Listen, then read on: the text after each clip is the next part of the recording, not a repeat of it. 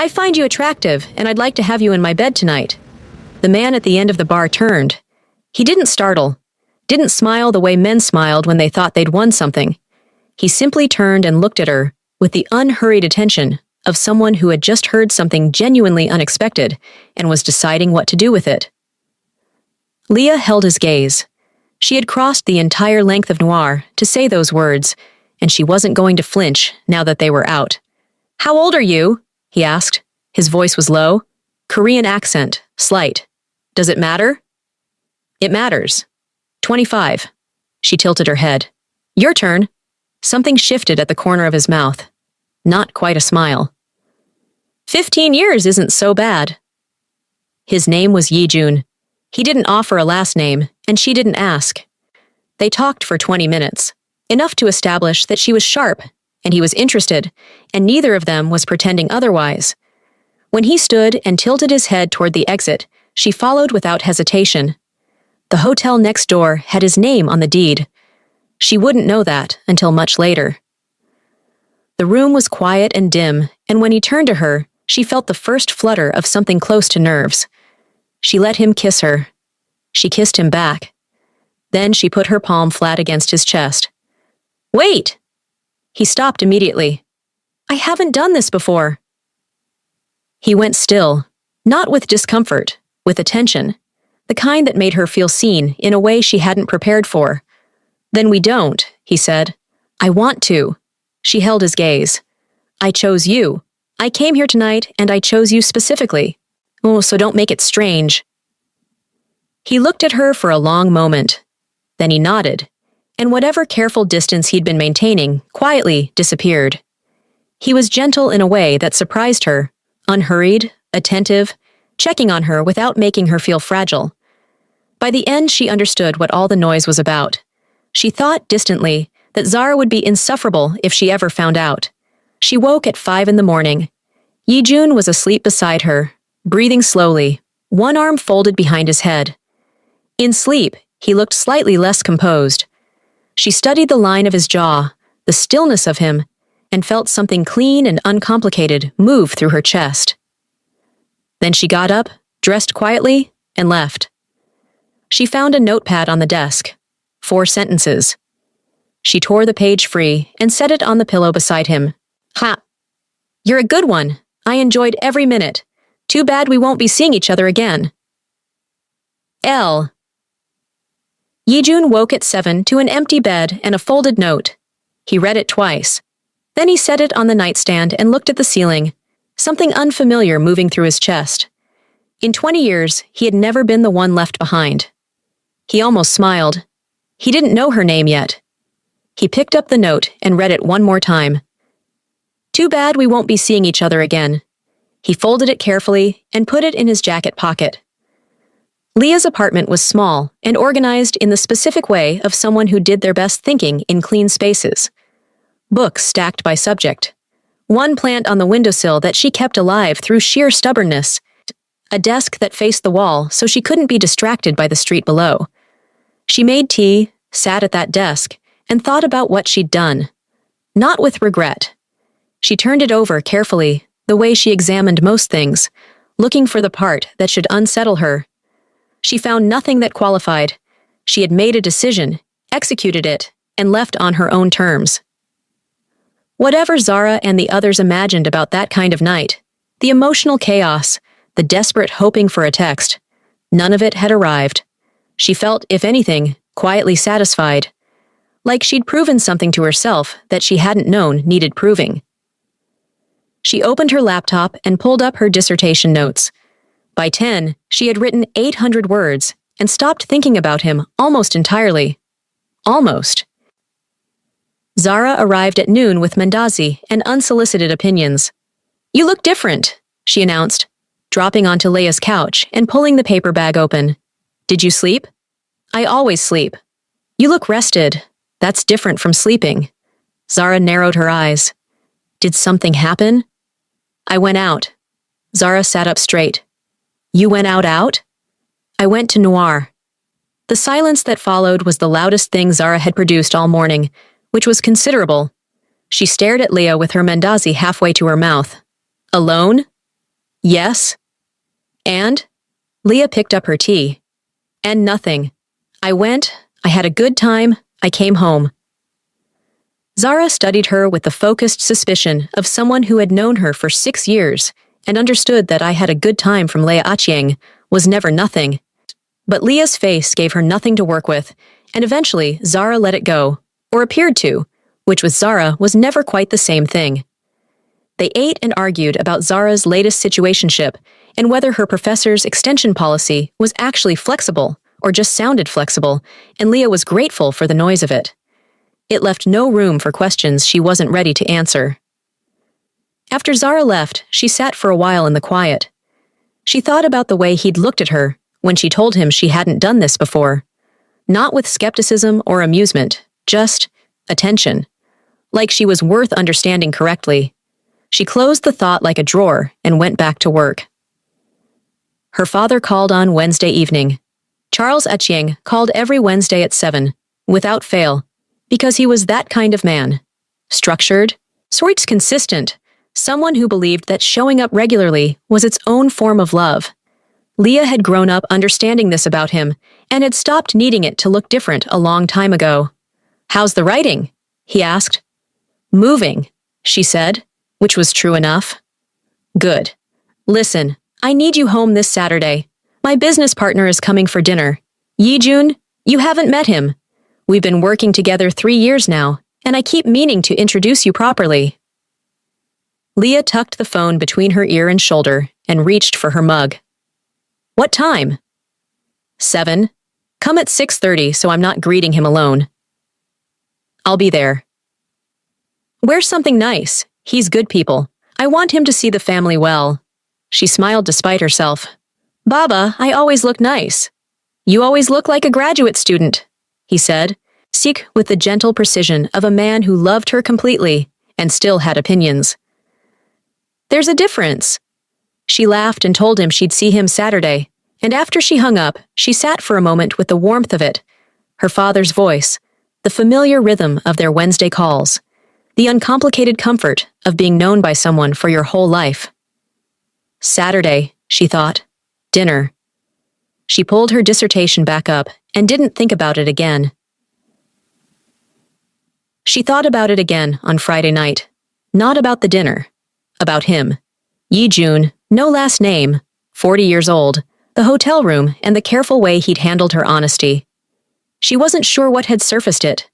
Maybe the week had been too quiet. Maybe it was simply that she was human and the thing had happened, and some part of her was still processing it in the background. She wondered briefly if he'd read the note and laughed. She decided she hoped he had. She liked the image of that. A man like him, in that quiet room, reading her 4 sentences and laughing. She turned off her lamp and went to sleep. By Saturday morning, she had filed him away completely, tidily, in the category of things that had been good and were finished. She ironed a dress, drove to her father's house, and arrived at 6:28. She was in the kitchen helping with the salad when she heard the front door. Her father's voice, warm and carrying. "Yi-jun, come in! Come in! You found it fine?" And then another voice, low, unhurried, a slight Korean accent. The knife stopped moving. "That's all I'm offering and all I'm asking for." Her own words came back to her with remarkable clarity. She set the knife down on the cutting board. She heard her father's footsteps moving toward the kitchen. Heard him saying, "My daughter's just through here. You'll like her. She's the sharp one." Leah looked down at her hands, picked the knife back up, kept cutting. When she turned around slowly and with complete composure. Kwon Yi-jun stood in the doorway of her father's kitchen in a dark jacket, a glass of water in his hand that her father had already pressed on him, looking at her with an expression so carefully neutral it told her everything. He recognized her. Of course he recognized her. Her father was already smiling, or gesturing between them with the uncomplicated pride of a man completing an introduction he'd been looking forward to. "Leah, this is Yi-jun. Yi-jun, my daughter." The silence lasted exactly 1 second. Yi-jun extended his hand. "It's good to finally meet you," he said. His voice was perfectly even. His eyes said something else entirely. Leah took his hand and shook it and said, "Likewise," and her voice didn't waver once. She turned back to the salad. Her father moved toward the sitting room, already talking about the project, and Yejun followed, but not before Leah felt his gaze rest on the back of her head for just a moment longer than necessary. She exhaled slowly through her nose. "Too bad we won't be seeing each other again." She picked up the knife and kept cutting. Santa dinner at Charles Achieng's table was never a casual thing. He said it properly. Cloth napkins, the good plates, candles that weren't decorative but actually lit. He'd learned to cook after Leah's mother left and had turned it into a quiet point of pride. Tonight there was pilau, kachumbari sharp with lime, a whole roasted chicken, and a lentil dish he'd been perfecting for 2 years. He moved between the kitchen and the dining room with the focused satisfaction of a man who expressed care through effort. Leah stayed useful. She carried dishes, refilled glasses, asked her father questions about the chicken that she already knew the answers to. Anything that kept her hands occupied and her eyes directed away from the man sitting at the far end of the table, reading the room with the patience of someone who was never in a hurry. Yejun had settled into her father's home, the way he'd settled into the bar. Like belonging was simply a decision he'd already made. He asked Charles questions that were specific enough to be genuine. He listened when her father answered. He didn't perform attentiveness. He simply paid attention. And Charles, who had excellent instincts about people, was visibly comfortable in a way that made Leah's chest tight, for reasons she couldn't fully name. She sat across from him. That had been unavoidable. Her father had arranged the table himself. The first 20 minutes were fine. She kept her eyes on her plate or on her father, and contributed to the conversation in the measured way she always did at family dinners. Thoughtful, present, not performative.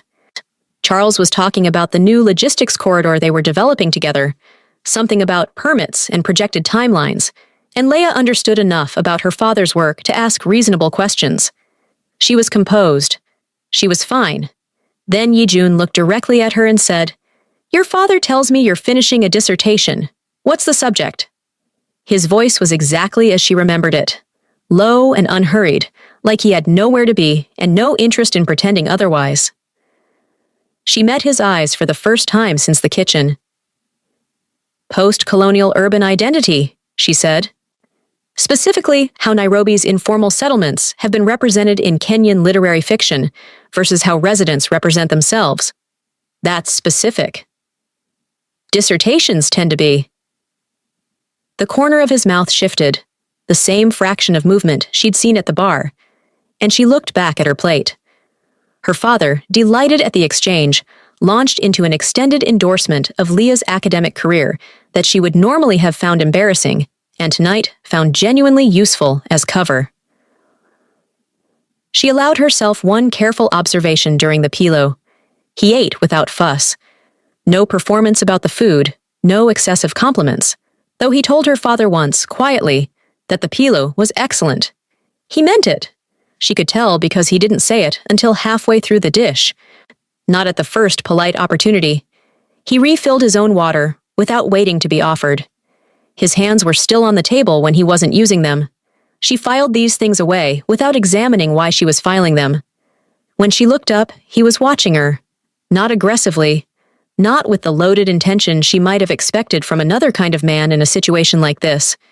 Just watching. The same attention he'd given her in the hotel room when she'd said things that required understanding correctly. She held his gaze for exactly 3 seconds. Then, Charles said something, and Yejun turned and answered, and the moment closed like it had never opened. Dessert was mandazi and black tea, and by then, her father was relaxed in the way he got after a good meal. Expansive, slightly nostalgic, inclined toward stories. He told one about the early days of the business, a customs problem in Mombasa that had nearly ended everything, and how Yejun had solved it with a phone call that Charles still didn't fully understand. Yejun listened to the story about himself with mild patience. "You make it sound more elegant than it was," he said. "It was a single phone call, Yejun. One call. I knew the right person." That's the whole thing, isn't it? Charles shook his head, still smiling. Knowing the right person. Leah wrapped her hands around her mug and said nothing. She was acutely aware that Yijun had not looked at her during this exchange, which was its own kind of looking. Charles excused himself after tea to take a call he'd been expecting. Something from a contractor, apologetic, but necessary. Give me 10 minutes. He disappeared down the hallway, and the dining room went quiet in the specific way rooms go quiet when the person holding them together briefly steps out. Leah stayed in her seat. Yijun stayed in his. She heard her father's voice from down the hall, muffled and professional. She kept her eyes on her mug. You left before I woke up. His voice was low, not accusatory, almost conversational. She looked up. He wasn't smiling, but his expression was closer to it than anything she'd seen from him all evening, like he was genuinely entertained, not by her discomfort, but by the situation, by the specific, unlikely shape of it. That was the arrangement, she said. You stated the arrangement. So I didn't agree to it. You didn't object. I was asleep. She felt the pull of the humor in it and refused to give in to it. Mr. Kwon. Yijun? We're at my father's dinner table. We are, he agreed, without any indication that this changed anything for him. She leaned forward slightly, keeping her voice low and her face neutral. That night has nothing to do with this. It was separate. It stays separate. He looked at her steadily. You walked into my bar, sat beside me, and told me what you wanted. Yes. And now you want me to behave as though that didn't happen. I want you to behave appropriately, given where we are. A beat of silence. Down the hall, her father was still talking. I'll behave appropriately, Yijun said. That doesn't mean I've forgotten. She held his gaze. Neither have I. She hadn't meant to say that. She picked up her mug and drank. He said nothing further. When Charles returned 2 minutes later, slightly apologetic and immediately refilling the tea, Yijun was asking a question about the contractor's timeline, and Leah was clearing plates with steady hands. Her father noticed nothing. That was the most unsettling part. She walked Yijun to the door with her father, the three of them in the warm light of the entrance, Charles wrapping up in the unhurried way of someone ending a genuinely good evening. Yijun shook Charles's hand with both of his, a gesture her father received with visible warmth. Then he looked at Leah. It was good to meet you, he said. Formal, correct. The voice of a man behaving appropriately, given where they were. You too, she said.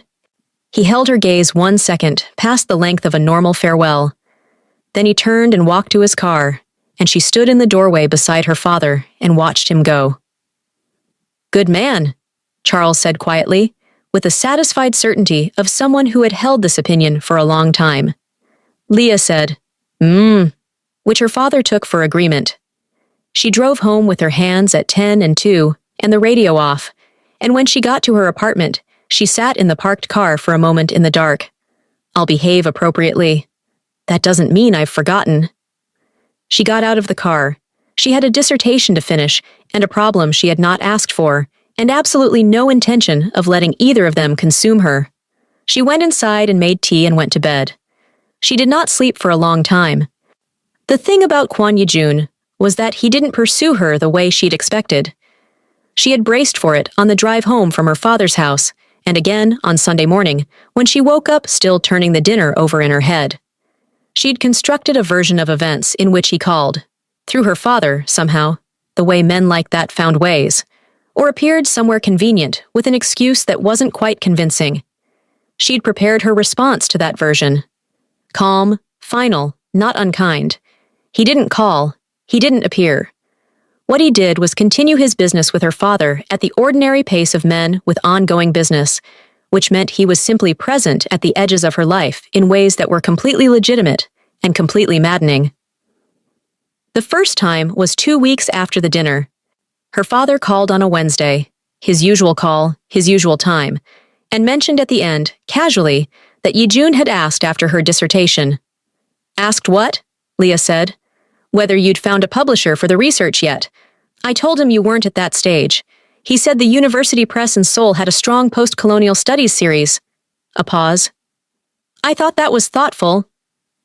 Leah said. He's well connected, Leah. It doesn't hurt to know people like that. She said she'd keep it in mind and change the subject. She sat with her phone after the call and looked at the ceiling. A Seoul publisher passed through her father like a message in a bottle, deniable and deliberate in equal measure. She turned it over and recognized it for exactly what it was. Not pressure, not pursuit. Just a signal. I'm still thinking about you. I'm doing it through appropriate channels. She made a sound that wasn't quite a laugh and went back to her work. Well, the second time she saw him, she was not prepared. 3 weeks after the dinner, Zara dragged her to an art exhibition in Westlands. A Kenyan photographer, whose work Zara had been following online and needed a companion to see in person. Leah had gone because she had been inside for 4 consecutive days, and her plant was starting to look judgmental. The gallery was warm and crowded in the pleasant way of well-attended openings. She had a glass of wine and looked at photographs and let Zara talk to a sculptor she'd recognized from Instagram. She turned a corner into the quieter back room of the gallery and found Yijin standing in front of a large format photograph of Kibera at dawn. He wasn't with anyone. He was just looking at the image with the focused attention she was beginning to understand was simply how he looked at things. He noticed her at the same moment she noticed him. Neither of them moved for a beat. You follow Mwangi's work? She asked, because saying nothing seemed worse. My assistant sent me the invitation. He looked back at the photograph. I'm glad she did. Leah came to stand beside him, not close. The appropriate distance of 2 people, looking at the same image. The photograph was extraordinary. The light coming in low over the rooftops, a woman carrying a child on her back. The city still half asleep behind her. This is what you're writing about, Yijun said. Not a question. Adjacent to it, I'm looking at literary representation. This is visual. She paused.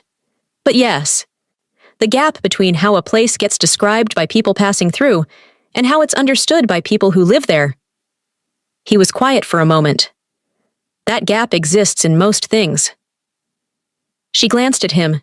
He was still looking at the photograph, his expression thoughtful and unperformed. She looked back at the image. They stood there for perhaps 2 minutes without speaking, which should have been uncomfortable and wasn't. Then Zara's voice carried from the next room, loud, delighted, entirely without awareness of context, and Leah took a small step back. I should find my friend. Of course. He didn't move. How's the writing?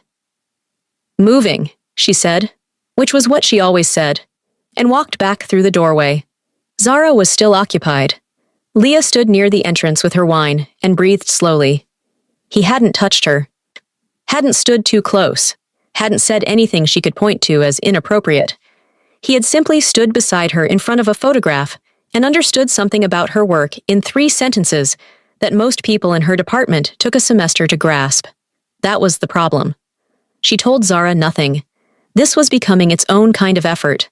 Zara was perceptive in the erratic way of people who didn't always pay attention, but occasionally paid too much, and she had already registered twice that something was occupying Leah in a way she wasn't sharing. You're distracted, Zara said on a Tuesday afternoon, watching Leah read the same paragraph for the 3rd time. I'm working.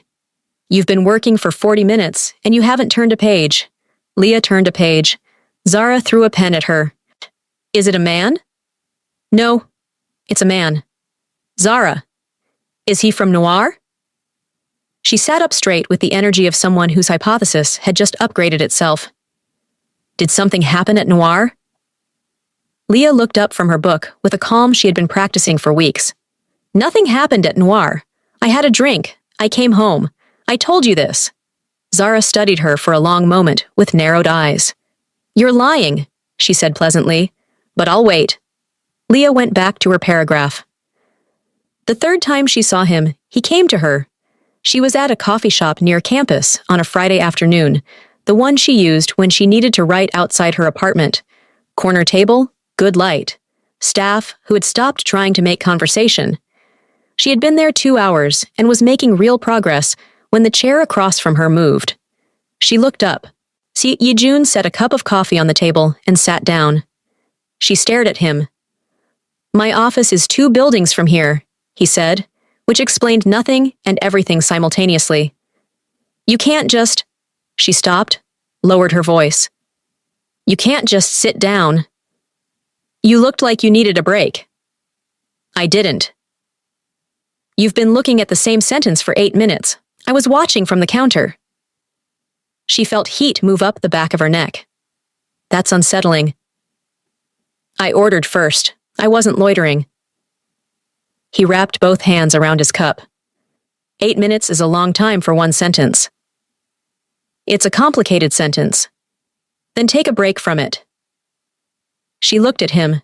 He looked back. He had the stillness of someone who had decided something and was simply waiting for the situation to catch up with his decision. She closed her laptop.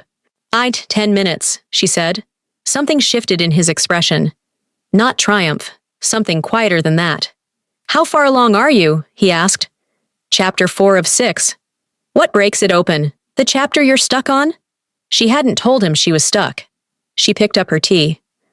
"There's a novel," she said slowly, "that everyone in my field cites as the definitive example of authentic self-representation. I think they're wrong. I think the author was performing authenticity for an international audience, and the community he claimed to represent has largely never read the book." She paused. "Making that argument without dismantling my entire theoretical framework is the complicated sentence." Yejun was quiet for a moment. "Make the smaller argument," he said. Not that he failed. That the audience's need for authenticity shaped the work as much as the author did. That's not a dismantling. That's an addition. She looked at him. "You have a business degree?" she asked. "Philosophy. Seoul National." He drank his coffee. "Then business." She sat with that. They talked for 40 minutes. Not about the night at Noir, not about the dinner, not about any of the charged and complicated geography between them. About her work and his. About Nairobi's development pressures and what they meant for the communities she was studying. About a book he'd read 3 years ago that she hadn't heard of and now wanted to find. When he stood to leave, he said, "The Seoul publisher has an open submissions window until March. The work you described would be a strong fit." "You looked that up?" "I did." She looked up at him from her seat. "Yejun." He waited. "I don't know what you're doing." He considered this with the seriousness it deserved. "I think you do," he said.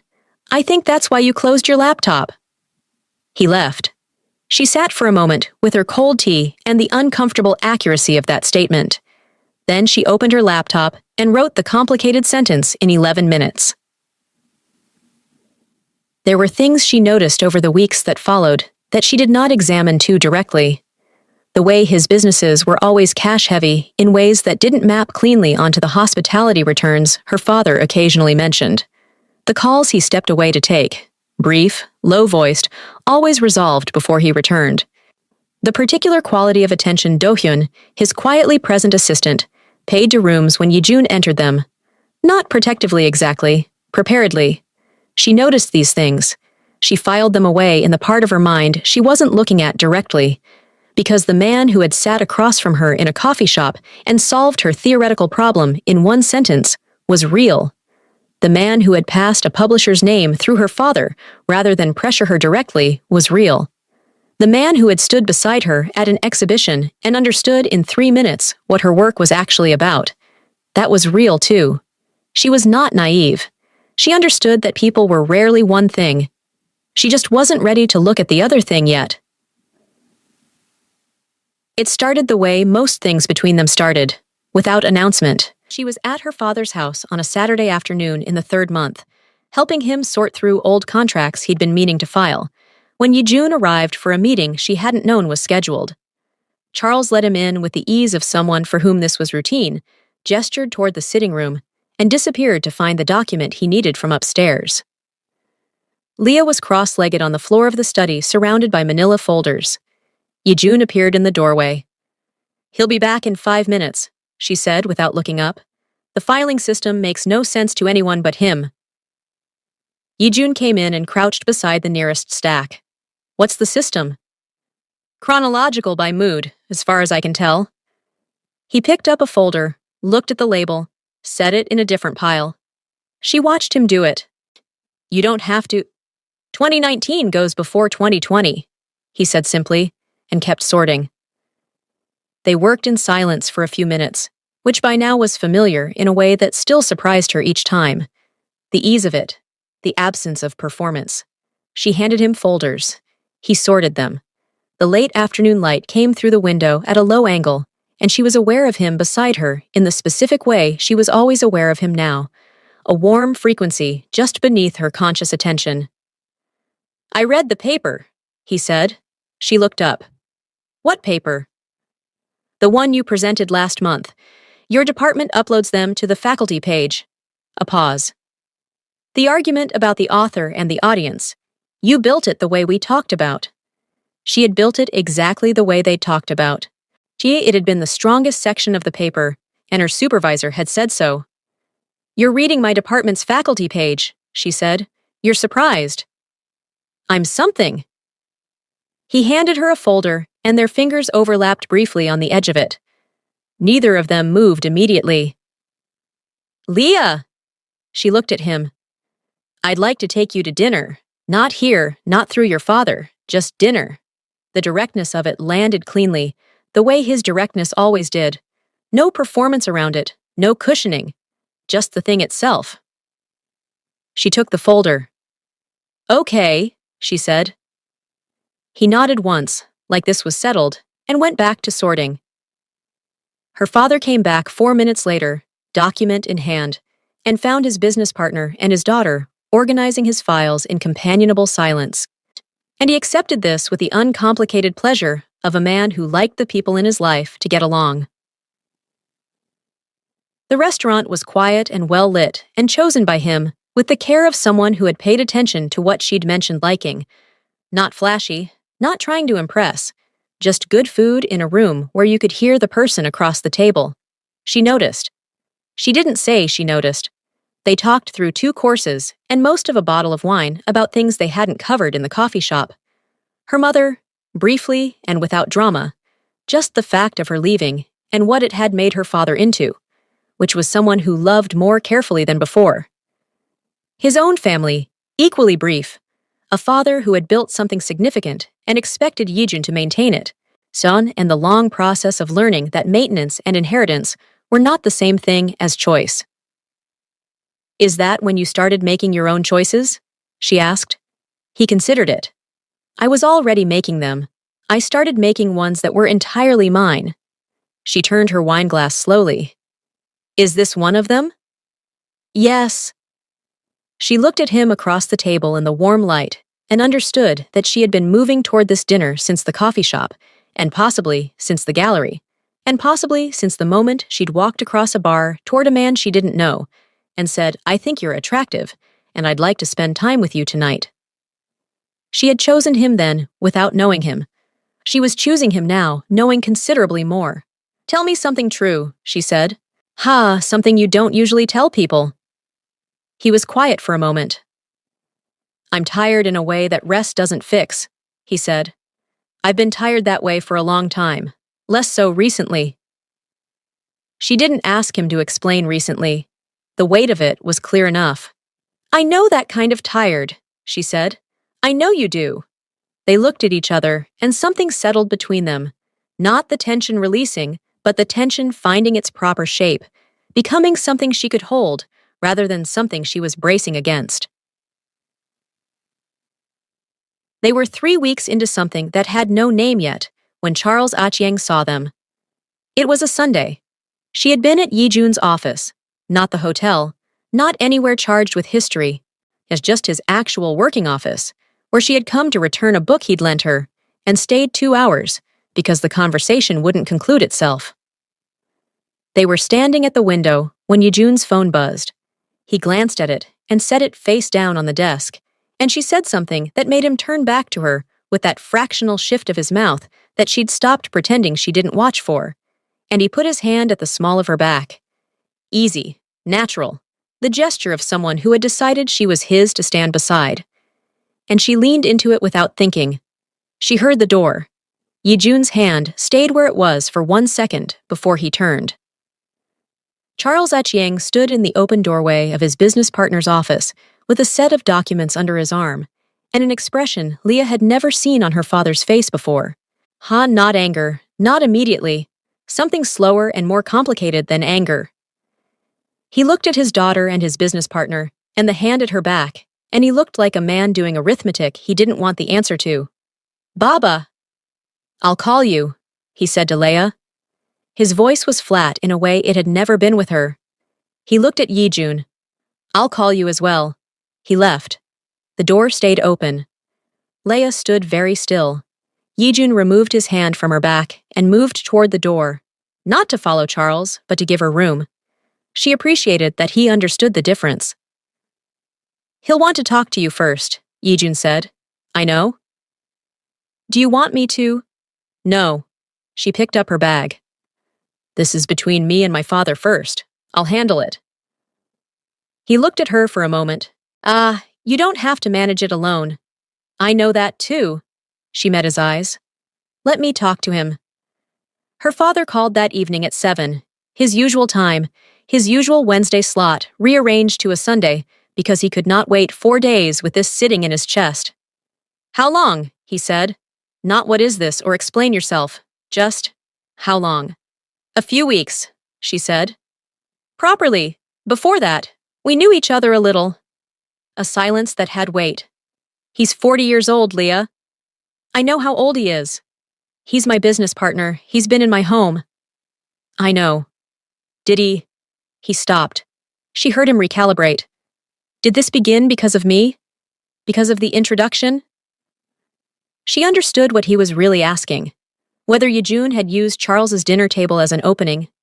Whether his friend had looked at his daughter and seen an opportunity. No, she said. And because it was her father, and he deserved honesty. We met before the dinner. I didn't know who he was. He didn't know who I was. When we found out. She paused. We both tried to leave it alone.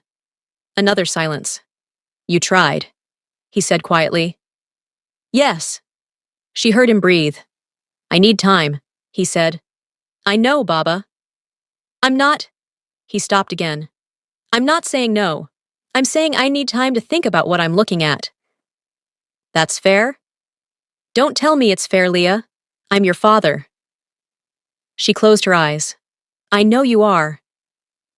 He hung up without his usual goodbye, which was the most unsettling part of the whole conversation. In 30 years, he had never done that. She sat with the phone in her hand for a long moment. Then she called Yijun.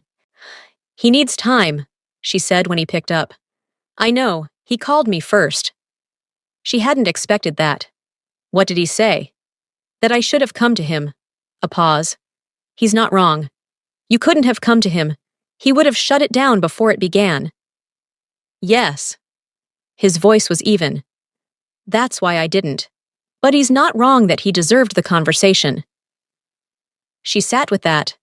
The honesty of it, the willingness to hold two true things at once. This was the thing about him that undid her most consistently. He'll come around, she said, though she wasn't certain. Whether he does or doesn't, Yijun said carefully, I need you to know that I'm not going anywhere. That's not conditional on his approval. She pressed her thumb against the edge of her phone. Yijun. Yes. I believe you. She did. What she did not say, what she filed back into the part of her mind she was still not looking at directly, was that his call with her father had been the second call she'd heard him step away to take that day. The first one, before she arrived, had ended with Do-hyun appearing in the doorway with the careful expression of someone delivering news that required a decision. And Yijun had looked at whatever was on the paper Do-hyun handed him and said quietly, Handle it, in a tone that had nothing to do with hospitality or logistics. She had been rounding the corridor when she heard it and had stopped and then kept walking and had not mentioned it. Handle it. She knew what that probably meant. She was not ready to know what it meant, not yet. The thing she had been not looking at looked back at her on a Thursday. It wasn't Do-hyun who told her. It wasn't Zara piecing things together from the outside. It wasn't even a conversation she was meant to have. It was a name. She was at Yijun's office. She had a key now, a fact that had arrived so naturally she hadn't marked the moment it happened, waiting for him while he finished a call in the next room. She wasn't looking through anything. She was sitting at the small reading table he'd cleared for her work, her laptop open, her notes spread around her. A folder had slipped from the edge of his desk to the floor, and she picked it up to set it back. The name on the tab was one she recognized. Not from Yijun. From the news. 8 months ago, a trafficking investigation in Mombasa that had gone cold, 2 arrests that hadn't held, a third name that the papers had mentioned once, and then stopped mentioning. She had read it the way she read most news, with attention and then distance, and filed it away. The name on the folder was the third name. She set it back on the desk exactly as she'd found it. She sat back down at the reading table. She looked at her laptop screen. Her dissertation chapter was open. Chapter 5, nearly complete. The argument built and held, and almost ready. She looked at the words she had written, and understood that she had known for longer than she was admitting. The cash-heavy businesses. The calls. Handle it. Do-hyun's preparedness. The way certain people looked at Yijun in certain rooms. Not with admiration, but with the specific deference of people who understood consequences. She had known. She had chosen not to know. Yijun came back into the room. He read her immediately. She saw it happen, the slight adjustment of his attention, the way he went still in the doorway. He looked at her and then at the desk and then back at her. He didn't insult her by pretending. "Leah." "Sit down," she said. He sat across from her. Not at his desk. At the reading table, across from her directly. Eye level. She noted this. "The folder fell," she said. "I know." "The Mombasa investigation." "Yes." She folded her hands on the table. Her voice was even. She had spent 20 minutes making it even while she heard him on the phone next door. "Tell me what you actually do." He was quiet for a moment. Not evasive. She'd seen what evasion looked like on other people, and this wasn't it. He was choosing how to be honest, which was different. "The businesses are real," he said. "The hotels, the logistics corridor with your father, all of it is real and clean. That's not a front for anything. It's what I built first." A pause. "What came after is more complicated." "How complicated?" "Complicated enough that the people I work with inside it are better protected than they would be without structure. Complicated enough that what I dismantle costs me more than what I gain." He held her gaze. "I'm not going to tell you it's clean because it isn't. I'm going to tell you that I have spent 12 years ensuring that no one who works within my reach is expendable. That is the only version of this I was willing to run." She looked at him. "The Mombasa name," she said, "was not my operation, was dismantled because of information I provided." His voice was flat and certain. "That's what the folder is." She sat with that. Outside, Nairobi moved at its ordinary Thursday pace. Somewhere on the floor below, a phone rang and was answered. The afternoon light was the same light it always was at this hour, coming through the window at the angle she'd gotten used to working in. "You were going to tell me," she said. Not a question. "Yes." "When?" "When I was certain you wouldn't leave before I finished the sentence." The honesty of that landed somewhere below her ribs. She looked down at her hands.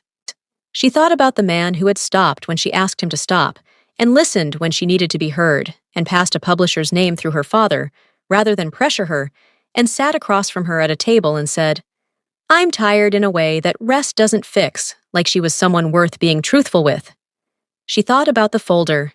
She thought about the fact that she had known, not everything, but enough, and had kept choosing anyway, and what that said about her, and what it said about him. "I'm not leaving," she said. Something moved across his face, carefully contained, present. "I need you to understand what I'm choosing," she continued. "I'm not naive, and I'm not making this decision without the full picture. I need to know, all of it, not today, but eventually." "Yes," he said. "And it changes if it becomes something I can't stand behind. You understand that?" "I understand that." She nodded once. Then she picked up her pen and looked at her chapter and said, "I need 40 minutes to finish this section." A beat of silence. "I'll make tea," Yejun said. He got up and moved toward the small kitchen at the back of the office, and she watched him go and felt the specific, complicated warmth of choosing someone not because they were simple, but because they were honest, which was harder to find and worth considerably more. She bent over her notes. She wrote the last section of Chapter 5 in 34 minutes. Her father came around on a Sunday 6 weeks later, not with a speech. Charles Achieng was not a speech kind of man.